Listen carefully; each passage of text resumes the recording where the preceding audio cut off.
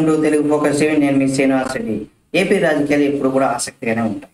తెలంగాణ రాజకీయాలతో పోలిస్తే ఏపీలో 100% కొంత ఆసక్తిని పెంచుతూ ఉంటాయి. అయితే ఇక్కడ ఇప్పుడు 2024 ఎలక్షన్స్ లో మనం కనుక చూసినట్లయితే ఇప్పుడు టీడీపీ, జనసేన, బీజేపీ ఈ మూడు పార్టీలు పొత్తులతో వెళ్తున్నాయా? వెళ్తే ఏం జరుగుతుంది? అసలు ఏంటి?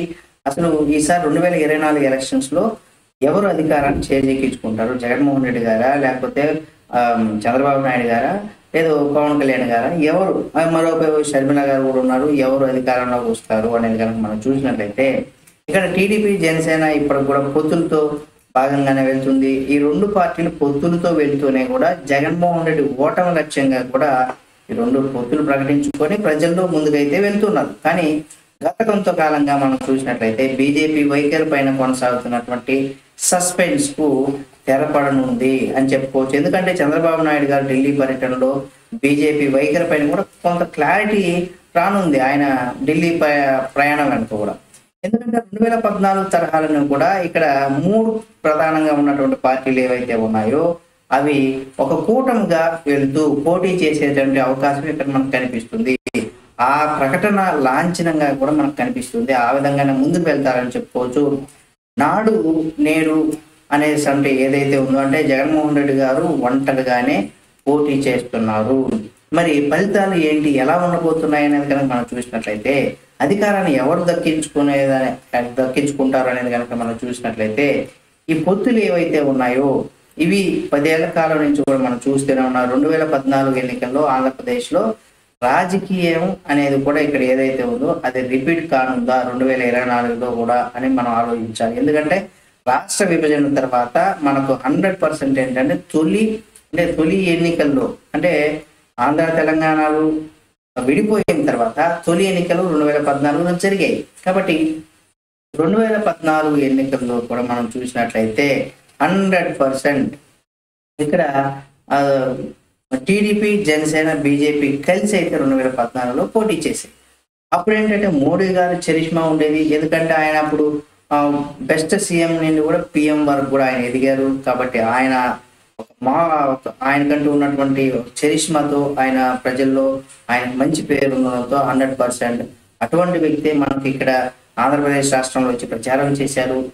అలాగే పవన్ కళ్యాణ్ గారు మద్దతు కూడా ఇచ్చారు. కాబట్టి 100% రాష్ట్రంలో ఆనాటి ఉన్నటువంటి పరిస్థితులు ఏవైతే ఉన్నాయో అవి 100% కలిసి వచ్చాయని చెప్పవచ్చు. ఎందుకంటే చంద్రబాబు నాయుడు గారు కూడా అది కలిసి రావడానికి గల కారణాలు ఏంటంటే అప్పుడు రాష్ట్రం విడిపోయింది. రాష్ట్రం విడిపోయిన తర్వాత రాజధాని విషయంలో కావచ్చు, అలాగే అభివృద్ధి, ఉద్యోగ అవకాశాలకు సంబంధించి కనుక చూసినట్లయితే అవి 100% ఏమైనాయంటే ఒక హైటెక్ సిటీని, సాఫ్ట్వేర్ రంగాన్ని ఇంత డెవలప్ చేసింది కేవలం చంద్రబాబు నాయుడు గారైన ఒక ఉద్దేశం.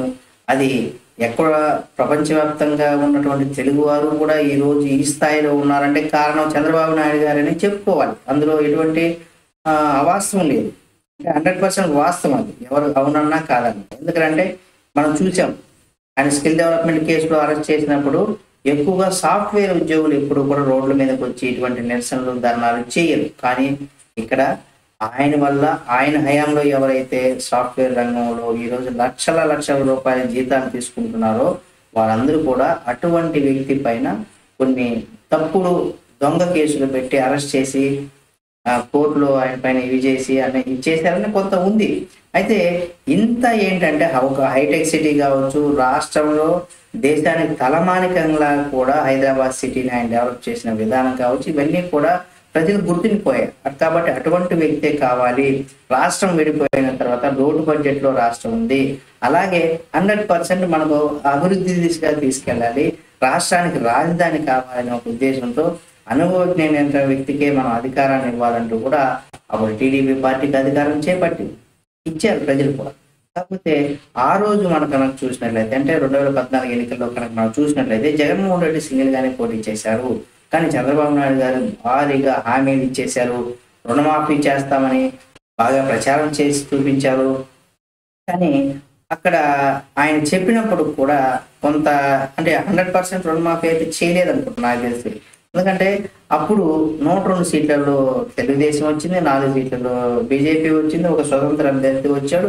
ఇక వైసీపీకి 67 స్థానాల్లో మాత్రం విజయం సాధించింది. అంటే జగన్ ప్రతిపక్ష పాత్రకు మాత్రమే పరిమితం అయిపోయాడు ఆ రోజుల్లో.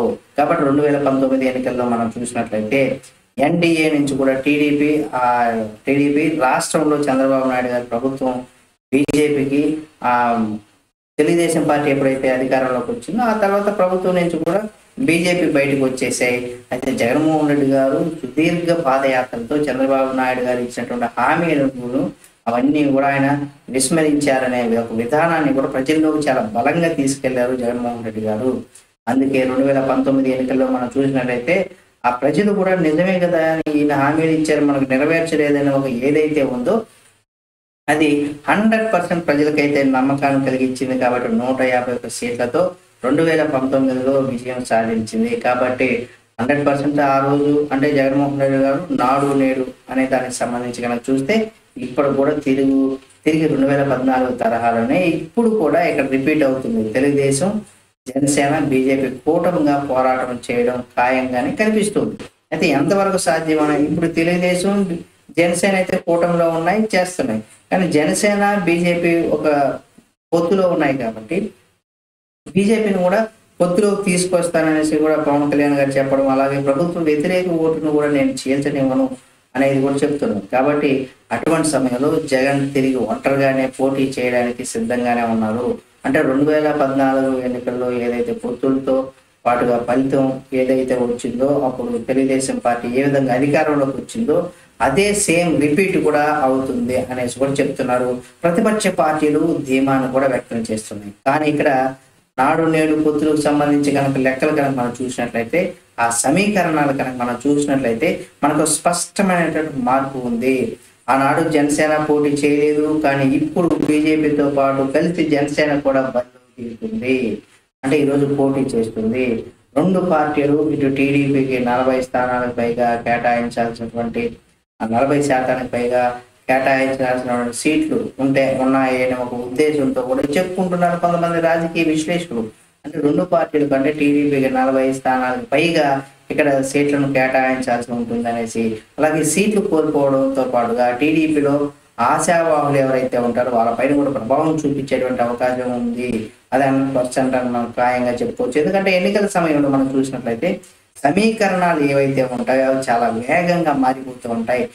సీట్ల సర్దుబాటు విషయానికి సంబంధించి అటు తెలుగుదేశం, జనసేన ఇక్కడ ఒక యంత్రాంగం ఏదైతే ఉందో అది ప్రారంభించినప్పుడు కూడా సీట్ల సర్దుబాటు చేసుకుంటూనే క్షేత్రస్థాయిలో 3 పార్టీల కేటర్ను కూడా కలిసి ఎన్నికల్లోకి వెళ్ళడం అనే దిశగా కూడా చంద్రబాబు నాయుడు గారు ఒక బిగ్ టాస్క్ అయితే పెట్టేసుకున్నారు. కానీ ఆ దిశగానే వెళ్తున్నారు చంద్రబాబు నాయుడు గారు.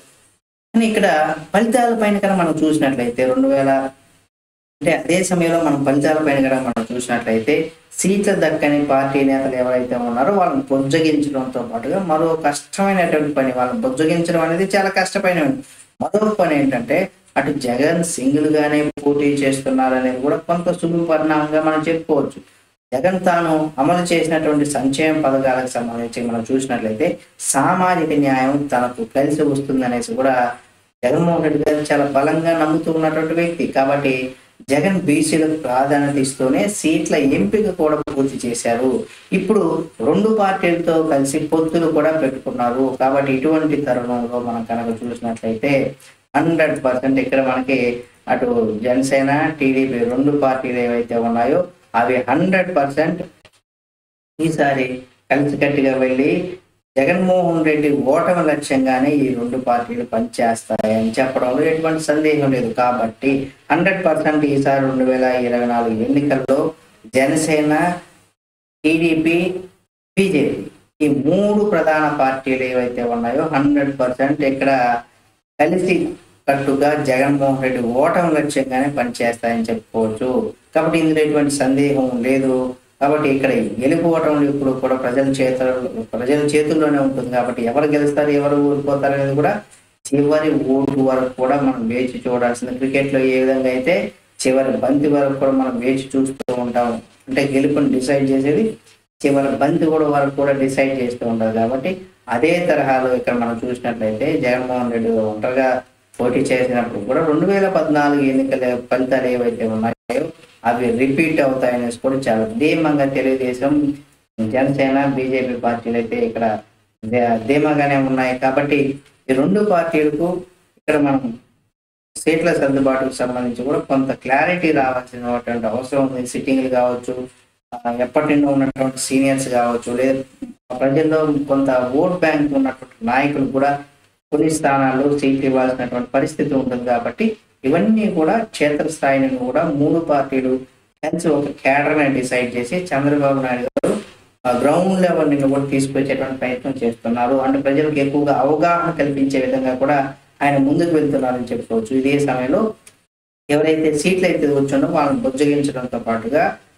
జగన్ సింగిల్ గానే పోటీ చేస్తున్నారు కాబట్టి దాన్ని కూడా అనుసరిస్తూ అతను ఎక్కడ ఏ క్యాండిడేట్ ని స్ట్రాంగ్ గా పెట్టారో అదే దానికి సంబంధించి లోకల్ గా అటు టీడీపీ కావచ్చు, జనసేన కావచ్చు, వాళ్ళని కూడా సింగిల్ గా కూడా ఇక్కడ గట్టిగా వాళ్ళకి పోటీనిచ్చి గెలుపు గుర్రాలను మాత్రమే రేస్ లో దించేటువంటి అవకాశం తెలుగుదేశం, జనసేన కలిసి తీసుకుంటున్నాయని చెప్పుకోవచ్చు.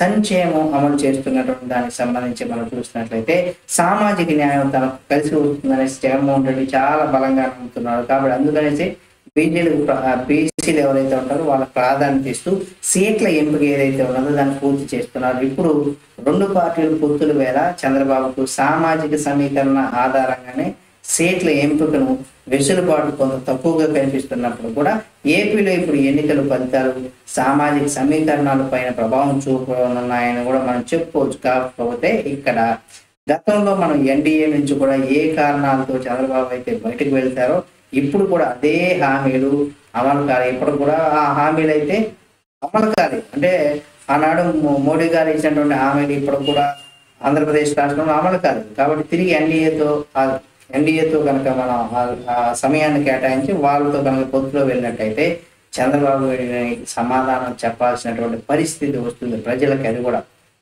ఎవరికంటే వాళ్ళు కాదు. కాబట్టి ఈ పొత్తులు ఏవైతే ఉన్నాయో 100% ఈ పొత్తులు 2014 తరహాలోనే ఇక్కడ కనుక పొత్తులు టీడీపీ, జనసేన, బీజేపీ కనుక కలిసి పోటీ చేస్తే 2014 ఎన్నికల ఫలితాలు ఏవైతే ఉన్నాయో అవి రిపీట్ అవుతాయని చెప్పుకోవచ్చు. ఏది ఏమైనా ఏం జరుగుతుంది అనేది కూడా మనం చివరి వరకు కూడా చెప్పలేం. కాబట్టి ఈ వీడియో కనుక మీకు నచ్చినట్లయితే లైక్ చేయండి. 2024 ఎన్నికల్లో ఎవరు ముఖ్యమంత్రి అవుతారు, ఏ పార్టీ అధికారంలోకి వస్తుంది అనేది కూడా మీరు మీ యొక్క అభిప్రాయాన్ని కామెంట్ రూపంలో తెలియచేయండి. మరిన్ని వీడియోల కోసం మన తెలుగు ఫోకస్ ఛానల్ సబ్స్క్రైబ్ చేసి పక్కనే ఉన్న బెల్ బటన్ ఉన్నప్పుడు మాత్రం మర్చిపోకండి.